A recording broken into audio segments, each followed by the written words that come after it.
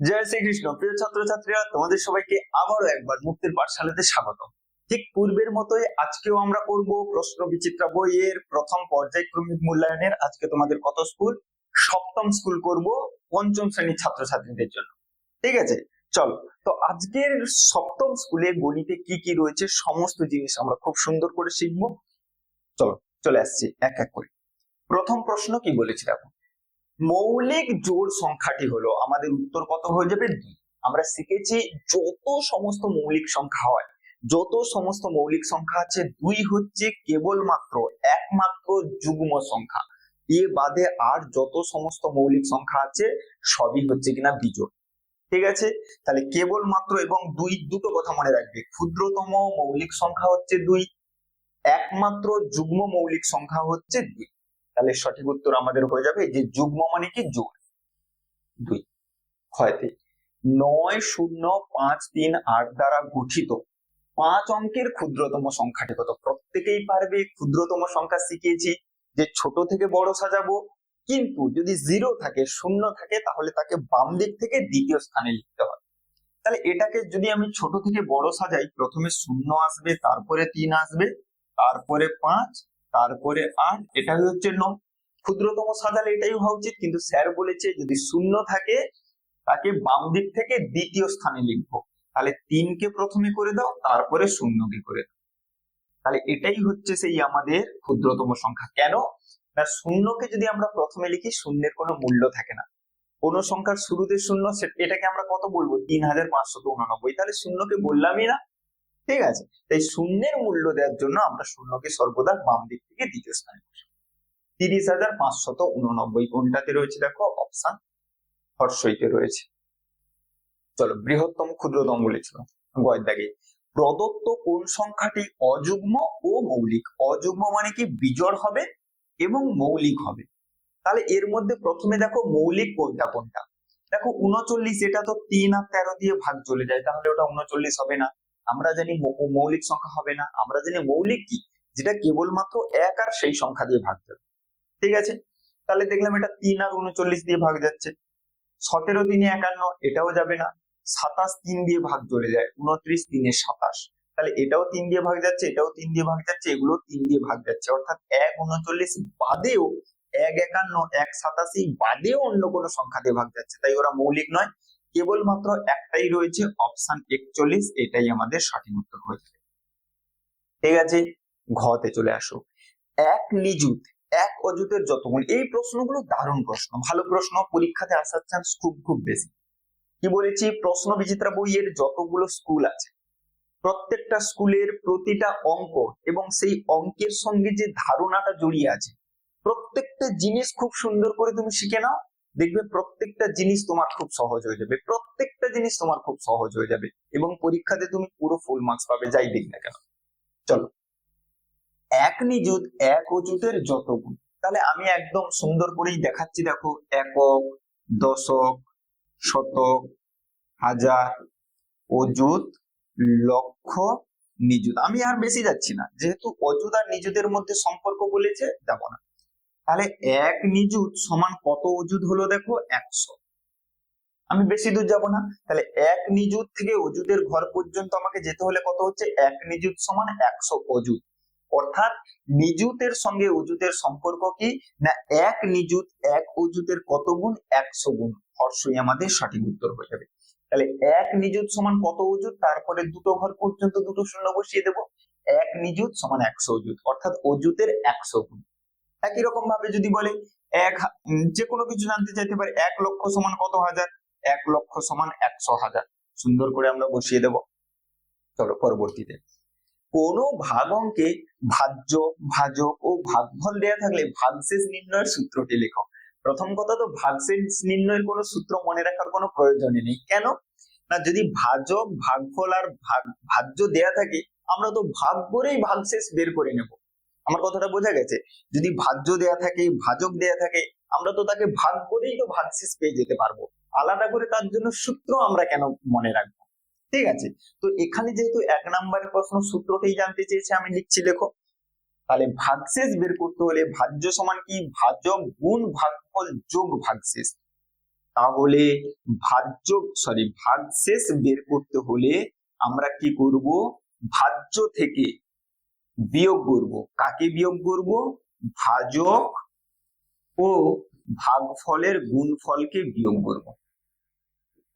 এই হচ্ছে, তাহলে ভাগশেষ বের করার সূত্রটা কি? ভাজ্য বিয়োগ ভাজক গুণ ভাগফল। তাহলে ভাজ্য বের করতে হলে ভাজ্য সমান ভাজক গুণ ভাগফল যোগ ভাগশেষ হয়, ওই ভাজ্য আর ভাগফলটাকে এই দিকে নিয়ে চলে এলে ভাজ্য বিয়োগ ভাজক গুণ ভাগফল আমাদের সঠিক। এটা সুন্দর করে খাতার মধ্যে নোট করে রাখবেন। চলো ছয়ের দাগে, কোন সংখ্যার গুণনীয়কের সংখ্যা, আমরা জানি গুণনীয়কের সংখ্যা কি হয়? নির্দিষ্ট হয়। কোনো একটা সংখ্যার যদি গুণনীয়ক বের করি, কারো 2, 3, 10টা 12টা এইরকম অল্প কিছু সংখ্যক আসবে যেটা গোনা যাবে, কিন্তু গুণিতক সর্বদা কি হয়? অসংখ্য হয়। গুণিতকের কোনো শেষ নেই। গুণিতক মানে কি? নামতা। আমাদের সুবিধার্থে বইতে 10 পর্যন্ত নামতা থাকে, 12, 10, 13, 10, 15, 10, 10 পর্যন্ত থাকে। তারপরেও তো গুণ করা যেতে পারে, 15কে 11 দিয়ে গুণ করবো, 15কে 12 দিয়ে, 13 দিয়ে, এরকম তো চলতে থাকবে। তাই গুণিতকের কোনো শেষ নেই, কিন্তু গুণনীয়ক সর্বদা নির্দিষ্ট। কারোর 4টা আসবে, 3টা আসবে, 5টা আসবে, 10টা আসবে, এরকম নির্দিষ্ট কিছু আসবে, গোনা যাবে। ঠিক আছে, তাহলে কোন সংখ্যার গুণনীয়কের সংখ্যা নির্দিষ্ট। 6 দাগে, 7625 সংখ্যাটিতে 6 স্থানীয় মান 625 অপেক্ষা কত কম? তাহলে এখানে 6 স্থানীয় মান কত হয়ে যাবে? আমরা জানি যেই অঙ্কটির স্থানীয় মান বলবে সেই অঙ্কটিকে লিখবো, তার ডান দিকে যতগুলো অঙ্ক আছে ততগুলো শূন্য দেব। তাহলে 6 স্থানীয় মান আমাদের কত হলো? 600। বলেছে এই যে স্থানীয় মান 6 যে স্থানীয় মান কত হলো? 600। সেটা 625 থেকে কত কম? 625 থেকে কত কম বিয়োগ করে দেব, দিলেই আমরা উত্তর পেয়ে যাব 25 কম। কত কম হয়ে যাবে? 25 কম আমাদের সঠিক উত্তর হয়ে যাবে। চলো নেক্সট, পরবর্তী 2 দাগে, 7625 সংখ্যাটিতে 6 স্থানীয় মান থেকে 7 প্রকৃত মান বিয়োগ করো। তাহলে এই হচ্ছে 7625, তার স্থানীয় মান বলেছে 6 স্থানীয় মান, তাহলে 6 স্থানীয় মান কত হয়ে যাবে? 600। 7 প্রকৃত মান কত হয়ে যাবে? আমরা প্রকৃত মান কি শিখেছি না, যেই অঙ্কের প্রকৃত মান বলবে সেটাই হবে উত্তর। 7 প্রকৃত মান 7, 6 প্রকৃত মান 6 প্রকৃত মান 6, 2 প্রকৃত মান, এগুলোকে বলে ফেস ভ্যালু। 5 প্রকৃত মান 5, তাহলে প্রকৃত মান বললে ওই অঙ্কটিই হবে। এবারে বিয়োগ দেবো, দেখো বিয়োগফল করতে বলেছিল, 10 থেকে 7 বাদ দিলে 3, এখানে তোমার রয়েছে 9, এখানে তোমার রয়েছে 5, 593 সঠিক উত্তর হয়ে যাবে। হয় দেখে, দুটি মৌলিক সংখ্যার গসাগু 5 ও লসাগু 60, একটি সংখ্যা 15 হলে,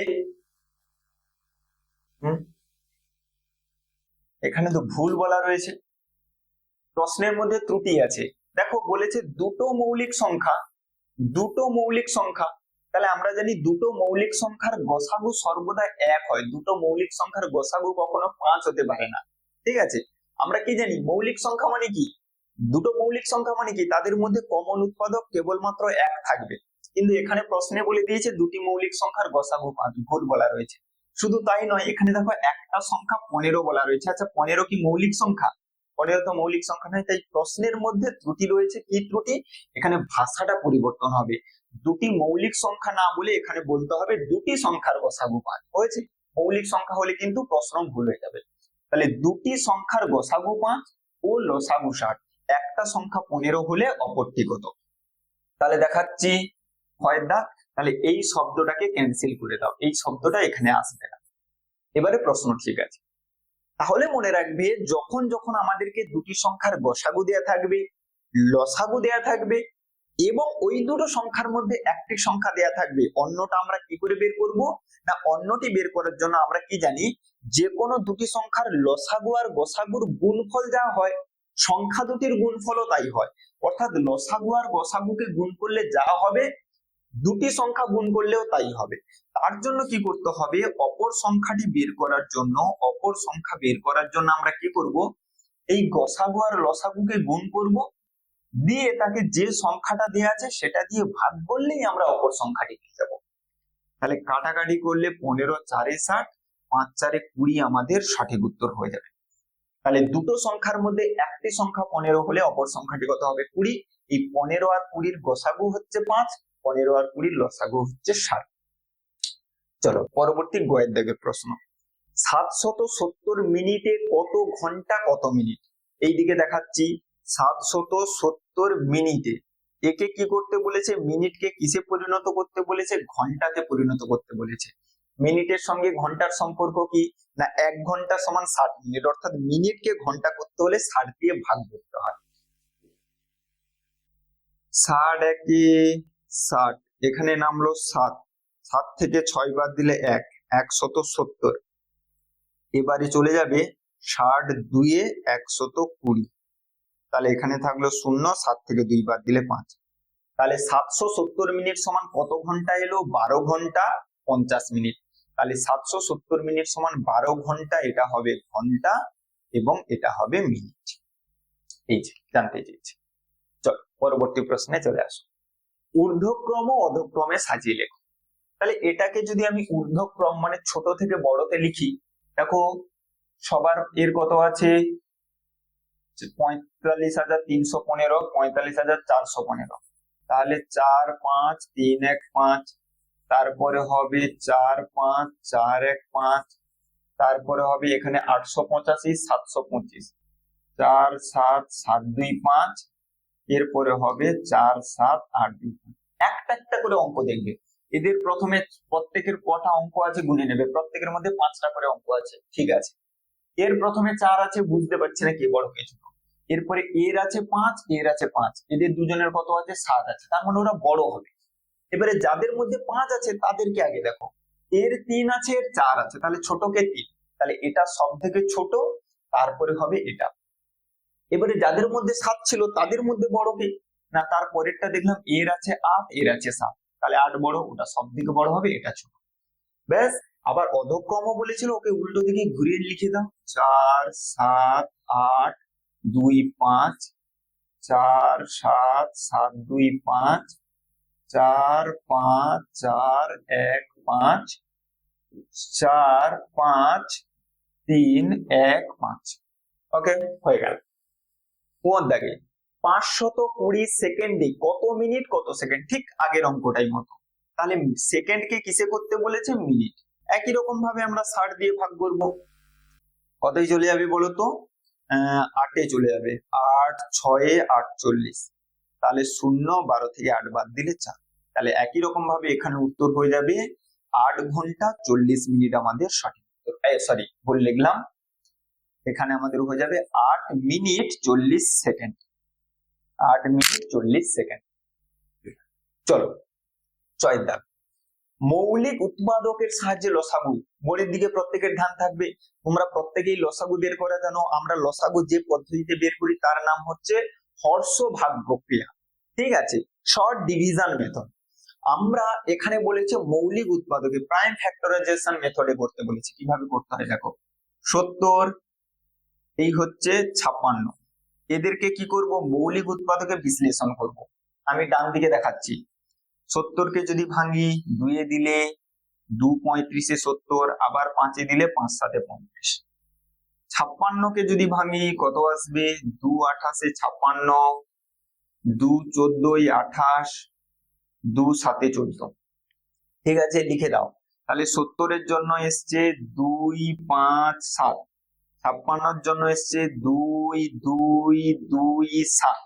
হয়েছে। তাহলে এইভাবে প্রত্যেকটাকে মৌলিক উৎপাদকে ভাঙতে পারবে। ভেঙে যা যা আসবে তাদেরকে এইরকম গুণফল আকারে লিখে দেবে। লেখার পরে এরপরে ঠিক এইরকম নিচে লিখবে, অতএব লসাগু সমান কি লিখবে দেখো। যেই যেই উৎপাদকগুলো উভয়ের মধ্যে আছে তাদেরকে লেখো। এই যে 2 উভয়ের মধ্যে আছে নেব, 7 উভয়ের মধ্যে আছে তাহলে 7কে নেব। তাহলে যারা যারা উভয়ের মধ্যে রয়েছে তাদেরকে নিলাম। নেয়ার পরে আর বাকি যারা একা পড়ে আছে তাদেরকেও নেব। এখানে 5 একা পড়ে আছে, ওকেও নেব। 2 একা পড়ে আছে, ওকে নেব। 2 একা পড়ে আছে, ওকেও নেব। তাহলে আগে যারা যারা উভয়ের মধ্যে আছে তাদেরকে একবার করে লিখে ফেলবো। লেখার পরে যারা যারা একা পড়ে আছে তাদেরকেও নিয়ে গুণ করলে আমরা লসাগু পেয়ে যাব। তাহলে কত আসবে দেখো। 2 2 4, 5 4 20, 20 আর 2 40, 40 আর 7 আমাদের কত হয়ে যাবে? 7 4 28, 280। তাহলে এই হচ্ছে আমাদের নির্ণয় লসাগু, এবং এই পদ্ধতিতে বের করার নামই হচ্ছে কি? মৌলিক উৎপাদকের সাহায্যে লসাগু নির্ণয়। আমরা এই রকম করে যে করে থাকি না, এই রকম করে যে করে থাকি, এটাকে বলা হয় হর্ষভাগ প্রক্রিয়া। এটাকে বলা হয় হর্ষভাগ প্রক্রিয়া। ঠিক আছে, চলো চলে আসছি পরবর্তী প্রশ্নে। দেখো, এই যে অঙ্কগুলো না আমি করাচ্ছি না কেন বলতো না, তোমরা প্রত্যেকেই জানো প্রশ্ন বিচিত্রার বইতে বিশেষ করে বড় বড় যে অঙ্কগুলো, শেষের দিকে যে অঙ্কগুলো, সেই অঙ্কগুলো অনেকগুলো স্কুলে করে আছে। দেখা যাবে এই অঙ্কটাই 4-5টা স্কুলে আছে। তো এই যে অঙ্কগুলো, এগুলো কিন্তু পূর্বে বুঝিয়েছি, তাই এখন আমি আর বোঝাচ্ছি না। এই অঙ্কগুলো তোমরা তো প্রত্যেকটা স্কুল দেখছো ভালো করে। কেউ যদি এখনো পর্যন্ত পূর্বের স্কুলগুলো না দেখে থাকো, আবারও বলছি, পরীক্ষাতে ফুল নাম্বার পাওয়ার জন্য তোমাকে দেখতেই হবে স্কুলগুলো, কিন্তু তাই পূর্বে সেই স্কুলগুলো আগে দেখে নাও। এখন আমাদের 7ম স্কুল চলছে, অর্থাৎ এর পূর্বে আমাদের 6টা স্কুল হয়ে গেছে। ঠিক আছে, তাহলে এই যে 3-এর দাগের ক, এটা হচ্ছে 6-এর স্কুলের 13-র দাগের অথবা অঙ্ক। 6-এর স্কুলে 13-র দাগের অথবা অঙ্ক তুমি সুন্দর করে আবার সেখানে গিয়ে দেখে নেবে। আর দেখার দরকারই নেই, তুমি যদি পূর্বের স্কুলগুলো দেখা হয়ে থাকে, তোমার সুন্দর ওই অঙ্কটা সুন্দর করে হয়ে গেছে, আর পুনরায় দেখার দরকার নেই। কেউ যদি না দেখে থাকো, তাহলে আমি দাগ নম্বরটা লিখে দিয়েছি। হয় দাগ সুন্দর করে বুঝিয়েছি। কত? 4র্থ স্কুলের 4 নম্বর স্কুলের 5-এর দাগের কয়ের অঙ্ক এটা। এটা শুধু ওই অঙ্ক নয়, আরো কোথাও আছে, আমি যে কোনো একটা স্কুল এখানে লিখে রেখেছি, তাই আর বোঝাচ্ছি না, তোমরা একবার দেখে নেবে, কারণ এই অঙ্কটা আরো পরবর্তীতে অনেকবার আছে। ঠিক আছে, চলে আসছি। দুটি সংখ্যার যোগফল দেওয়া রয়েছে, বিয়োগফল দেওয়া রয়েছে, সংখ্যা দুটি কি কি, এটাও পূর্বে করানো রয়েছে, কিন্তু আমি আবার একবার বোঝাবো এটাকে, সেই জন্য লিখেছি। দেখো, মনে রাখবে, খুব ভালো প্রশ্ন, যদি দুটো সংখ্যার যোগফল আর বিয়োগফল দেয়া থাকে, সংখ্যা দুটি কি করে বের করবে? বৃহত্তম বড়টা বের করতে হলে আমাদের কি করবে? যোগফল আর বিয়োগফলকে যোগ করে, যোগফল আর বিয়োগফলকে যোগ করে 2 দিয়ে ভাগ করবে। তাহলে ভাগ করলে কত আসবে? দেখো, 4, 2 আর 2 যোগ করলে 4, 4 আর 2 যোগ করলে 6, 2 আর 1 যোগ করলে 3। ব্যাস, একে 2 দিয়ে ভাগ দাও। 2 একে 2, 1 নামলে 16, 2 8 16, তারপরে 2 2 4, 2 2 4। এই হচ্ছে বৃহত্তম। ক্ষুদ্রতমটা বের করতে হলে কি করতে হয়? ক্ষুদ্রতম বের করতে হলে আমাদের কি করতে হয়? যোগফল এবং বিয়োগফলকে বিয়োগ করে, যোগফল এবং বিয়োগফলকে বিয়োগ করে 2 দিয়ে ভাগ করতে হয়। তাহলে 10 থেকে 4 বাদ দিলে 6, এখানে তোমার রয়েছে, এই দেখো দেখিয়ে দিচ্ছি, 2 4 2 0 1 2 2 4। দেখো, এখানে যাবে না, তাহলে এখান থেকে ধার নেব, দিলে এখানে কত হবে? 10, 10 থেকে 4 বাদ দিলে 6।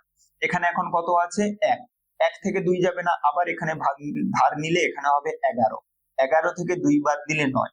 এখানে কত আছে? 3, 3 থেকে 2 বাদ দিলে 1, 2 থেকে 1 বাদ দিলে 1। তাহলে আমাদের কত হলো? 1 1 9 6। এটাকে আমরা কত দিয়ে ভাগ করব? 2 দিয়ে। 2 5 10, 1 নামলো 19, 2 9 18, 1 নামলো 16, 2 8 16। তাহলে 598। এটা আমাদের হয়ে যাবে বড় সংখ্যাটা, এটা আমাদের হয়ে যাবে ছোট সংখ্যাটা। এটা হচ্ছে বড়, এটা হচ্ছে ছোট। ঠিক আছে, এরপরে ঘয়ের দাগে যে অঙ্কটা রয়েছে সেটাও করায়নি, সেটা এখানে আমি দাগ নম্বর লিখে রেখেছি। 4র্থ নম্বর স্কুলের 4 নম্বর স্কুলের 5-এর দাগের গয়ের অঙ্ক এটা। তাই এইরকম যে অঙ্কগুলো বারবার রিপিট থাকবে, ঠিক আছে, ওই অঙ্কগুলো আমি করাবো না, ওইগুলো তোমরা একটু কিন্তু দেখে নেবে। আর প্রত্যেকটা স্কুল প্রত্যেককে বলা হচ্ছে খুব যত্ন সহকারে দেখবে কিন্তু। ঠিক আছে, তাহলে এই হচ্ছে আমাদের 7ম স্কুলের সমস্ত জিনিসগুলো। প্রত্যেকে ক্লাসগুলো খুব সুন্দর করে দেখবে, যার যা কিছু বলার থাকবে, জিজ্ঞাসা থাকবে, প্রত্যেকে কমেন্টে জানিয়ে যাবে। ওকে, চলো আজকের ক্লাস এখানেই শেষ করছি।